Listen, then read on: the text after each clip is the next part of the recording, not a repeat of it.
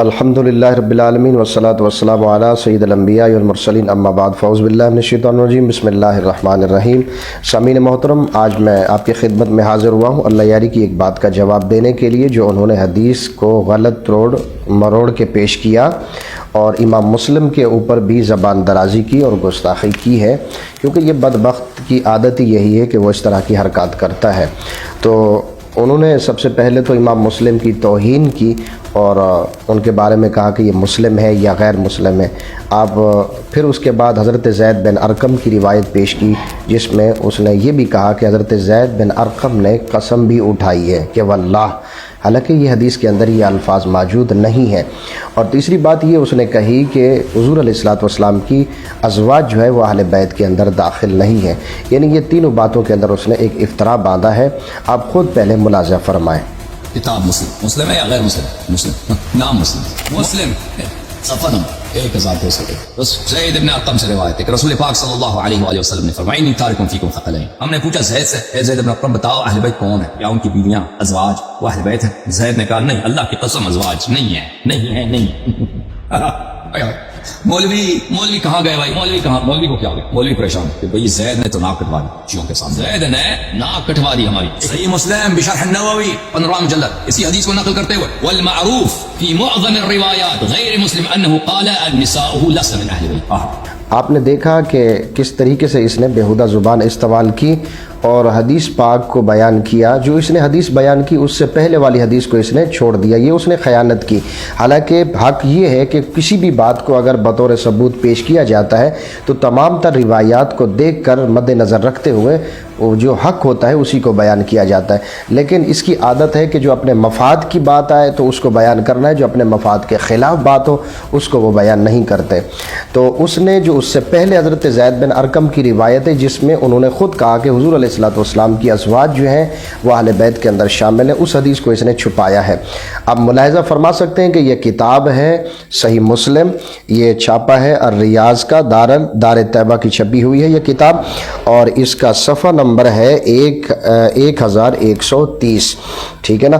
تو حضرت زید بن ارقم روایت کرتے ہیں، یہ پوری سند کے ساتھ بیان ہے۔ تو فرماتے ہیں کہ قام رسول اللہ صلی اللہ علیہ وسلم یوما فینا خطیبا، کہ ایک دن آقا علیہ الصلوۃ والسلام نے ہمیں خطبہ ارشاد فرمایا بماء یدعى الخم، فرمایا کہ خم کے پانی کے مقام پر آقا علیہ الصلوۃ والسلام نے یہ خطبہ دیا، بین مکہ والمدینہ، جو مکہ اور مدینہ کے درمیان ہے۔ فحمد اللہ وثنى علیہ ووعظ وذکر، اللہ کے رسول نے حمد و ثنا کی اور ذکر کیا اور واعظ فرمایا۔ ثم قال اما بعد، پھر اب فرمایا کہ اما بعد، یعنی اس کے بعد آقا علیہ الصلوۃ والسلام نے فرمایا کہ الا ایھا الناس وانما انا بشر یوشک کہ ان یاتی رسول ربی فاجیبا، کہ اے لوگو بے شک میں بھی تمہاری طرح ایک بشر ہوں اور ان قریب مجھے رب کی طرف سے ایک بلانے والا آنے والا ہے، جو رب کی طرف سے یعنی بلاوا آنے والا ہے، یعنی میں تم سے جدا ہونے والا ہوں، دنیا چھوڑنے والا ہوں۔ وانا تارک فیکم الثقلین، اور میں تمہارے درمیان دو چیزوں کو چھوڑ کے جا رہا ہوں، اول کتاب اللہ وفیہ الہدی والنور، پہلی جو ہے ان دونوں میں سے ایک اللہ تعالیٰ کی کتاب ہے جس میں ہدایت بھی ہے اور نور بھی ہے، فخذوا بکتاب اللہ، تو اللہ تعالیٰ کی کتاب کو پکڑو، واستمسکوا بہ، یعنی اس کو تھامے رکھو، فحث علی کتاب اللہ ورغب فیہ، تو اللہ تعالیٰ کے رسول نے یہ کتاب اللہ پر زور دیا اور اس کی ترغیب بھی دلائی، یعنی ثم رغبہ،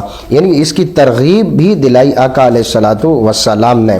پھر اس کے بعد ورغبہ کے لفظ ہیں، یعنی فحث علی کتاب اللہ ورغب فیہ، یعنی اللہ کے رسول صلی اللہ علیہ وسلم نے کتاب اللہ پر زور دیا اور اس کی ترغیب دلائی۔ ثم قال، پھر فرمایا واہل بیتی، اور دوسری میں اپنی اہل بیت چھوڑ کے جا رہا ہوں، فرمایا کہ اذکرکم اللہ فی اہل بیتی، فرمایا اہل بیت کے معاملے میں اللہ یاد دلاتا ہوں تمہیں، یعنی یہ آقا علیہ الصلوۃ والسلام نے پھر فرمایا کہ اذکرکم اللہ فی اہل بیتی، اذکرکم اللہ فی اہل بیتی، یہ آقا علیہ الصلوۃ والسلام نے 3 مرتبہ ارشاد فرمایا۔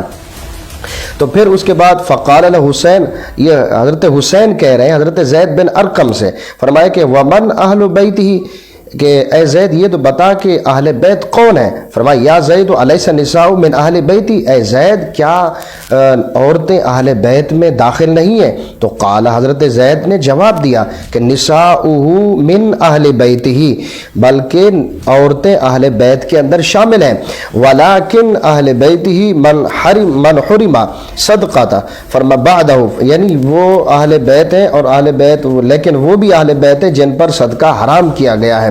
قال ومن ہم، تو حضرت حسین نے کہا کہ میں نے زید بن ارقم سے پوچھا کہ اور وہ کون ہے جن پر صدقہ حرام کیا گیا؟ فرمایا قال ہم آل علی، وہ آل علی ہے، وہ آل عقیل اور آل عقیل بھی ہے، وہ آل جعفر اور آل جعفر بھی ہے، وہ آل عباس اور آل عباس بھی ہے۔ قال قل هؤلاء حرم صدقہ، تو قال نعم، فرمایا یہ بات ٹھیک ہے، یعنی ہر وہ سب اس کے اندر شامل ہیں اہل بیت کے اندر جن پر صدقہ حرام ہے۔ تو آپ نے خود ملاحظہ فرمایا کہ کس طریقے سے اس نے اس حدیث کو چھپایا ہے، یعنی صرف امام حسن پاک، امام حسین پاک، حضرت علی کرم اللہ وجہ الکریم اور حضرت سیدہ خاتون جنت فاطمہ الزہرا سلام اللہ علیہ کو اس کے اندر شامل کیا، اس کے بعد باقی سب کو خارج کر دیا۔ یعنی اتنی بڑا بدبخت ہے کہ اس نے اس حدیث کو چھپایا۔ یہ جو اس کی چوری تھی میں نے آپ کے سامنے پیش کر دی ہے۔ اور اس کے علاوہ آپ بخاری اٹھائیں تو بخاری کے اندر بھی یہ روایت موجود ہے کہ میرے آقا علیہ الصلوۃ والسلام نے اپنی ازواج کو اہل بیت کے اندر شامل کیا ہے۔ آپ دیکھیں کہ یہ کتاب ہے بخاری، یہ القاہرہ مصر کی چھپی ہوئی ہے، دار الحدیث القاہرہ، یہ اس کی حدیث نمبر ہے، میں آپ کے سامنے یہ کھول کے بیان کر رہا ہوں، آپ سکرین پر بھی اس کو ملاحظہ فرما سکتے ہیں کہ اس کی حدیث نمبر ہے 4793 حدیث نمبر ہے۔ یہ پوری سند کے ساتھ یہ روایت ہے حضرت انس رضی اللہ تعالی عنہ سے۔ فرمایا کہ آقا علیہ الصلوۃ والسلام نے جب حضرت زینب بنت جحش کا نکاح فرمایا تو فرمایا کہ آقا علیہ الصلوۃ والسلام نے گوشت اور روٹی کا اہتمام کیا، تو مجھے فرمایا کہ جاؤ تم سارے لوگوں کو بلا کے آؤ تاکہ وہ یہ دعوت ولیمہ تناول فرمایا کہ ساری قوم آئی حضور علیہ الصلوۃ والسلام کے پاس، وہاں دعوت ولیمہ تناول فرمایا، لوگ آتے جوک در جوک آتے جاتے پھر تناول فرماتے جاتے، تو فرمایا کہ یہ سلسلہ چلتا رہا۔ پھر آخر میں فرمایا کہ میں نے اللہ کے رسول صلی اللہ علیہ وسلم کی بارگاہ میں عرض کی کہ یا نبی اللہ ما اجد احدا ادعوہ، سارے لوگ کھانا کھا چکے ہیں، باقی میں کوئی شخص ایسا نہیں پاتا کہ جس نے کھانا نہ کھایا ہو، یعنی ولیمے کا کھانا جس نے نہ کھایا ہو۔ تو فرمایا کہ قال، اللہ کے رسول صلی اللہ علیہ وسلم نے فرمایا فرفعوا طعامکم، یہ دسترخوان اٹھا لو اگر سارے لوگوں نے کھانا کھا لیا۔ تو فرماتے ہیں وبقی ثلاثۃ راحت یتحدثون فی البیت، باقی 3 لوگ اس وقت بیٹھے تھے جو آقا علیہ الصلوۃ والسلام کے گھر میں کھانا تناول فرما رہے تھے، پھر وہ یعنی کھانا تناول فرما چکے تھے اور وہ آپس میں گفتگو کر رہے تھے۔ تو اتنے میں فخرج النبی صلی اللہ تعالی وسلم، عبارت پر غور کریں، فخرج النبی صلی اللہ تعالی علیہ وسلم فانطلق الی حجرۃ عائشہ، تو آقا علیہ الصلوۃ والسلام اتنے میں آئے اور حضرت عائشہ صدیقہ رضی اللہ تعالی عنہا کے حجرہ مبارک میں تشریف لے گئے۔ فقال، اور اللہ کے رسول صلی اللہ تعالی علیہ وسلم نے فرمایا کہ السلام علیکم اہل البیت ورحمۃ اللہ، یعنی تم پر سلام ہو اے اہل بیت اور اللہ تعالیٰ کی رحمت ہو۔ یہ آقا علیہ الصلوۃ والسلام نے خود اہل بیت کا لفظ استعمال کیا اپنی ازواج مطہرات کے بارے میں۔ آگے فرماتے فقالت وعلیک السلام ورحمۃ اللہ، تو حضرت عائشہ صدیقہ رضی اللہ تعالی عنہا نے بھی آقا علیہ الصلوۃ والسلام کو سلام کیا، یعنی سلام کا جواب دیا۔ فرمایا کہ کیف وجدت اہلک، تو آقا علیہ الصلوۃ والسلام نے فرمایا کہ کیسے پایا آپ نے اہل کو؟ فرمایا بارک اللہ لک، یعنی اللہ تعالیٰ برکت دے تمہیں، یعنی حضرت عائشہ صدیقہ رضی اللہ تعالیٰ عنہ نے جواب دیا۔ تو فتقر حجر نسائہ کلہن، تو آقا علیہ الصلوۃ والسلام نے اسی طریقے سے اپنی اور ازواج کے حجرے میں تشریف لے گئے، یقول لہن کما یقول لعائشہ، یعنی آقا علیہ الصلوۃ والسلام نے ہر اپنی ازواج کو وہی جملہ ارشاد فرمایا، اسی جملے سے سلام کیا جس جملے سے حضرت عائشہ صدیقہ رضی اللہ تعالی عنہا کو سلام کیا، یعنی السلام علیکم اہل البیت ورحمۃ اللہ۔ تو آپ خود اندازہ لگائیں اس حدیث پاک کے اندر کہ آقا علیہ الصلوۃ والسلام نے اپنی زبان حال سے ازواج مطہرات کو داخل فرمایا ہے کہ نہیں فرمایا؟ کہ یہ ان بدبختوں کی چوریاں ہیں جو اس طریقے سے غلط روایات کو پیش کرتے ہیں، جو قرآن کے موافق ہوتی ہیں ان کو چھوڑ دیتے ہیں، جو ان کے عقائد کے خلاف ہوتی ہیں اس کو چھوڑ دیتے ہیں، جو حق بات ہوتی ہے یہ اس کو چھپاتے ہیں۔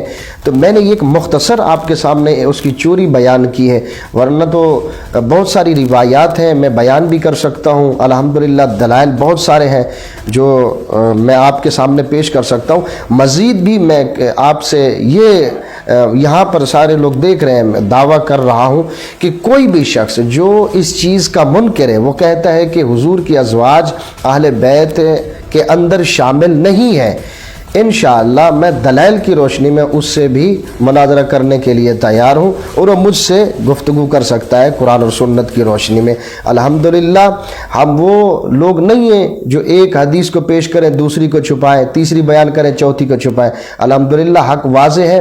یہ تھی آپ کے سامنے وہ چوری جو اس نے چھپائی ہے، کی ہے اس نے، اور آپ کے سامنے حق کو بیان نہیں کیا گیا۔ خود ناظرین کرام فیصلہ فرمائیں گے کہ کتنی کون سی بات درست ہے۔ اللہ تعالی ہمیں عمل کی توفیق عطا فرمائے اور حضور کی ازواج کا گستاخ نہ بنائے، بلکہ ہمیں ان کا ادب و احترام کرنے والا بنائے، جیسا کہ قرآن کا حکم ہے۔ وما علینا الا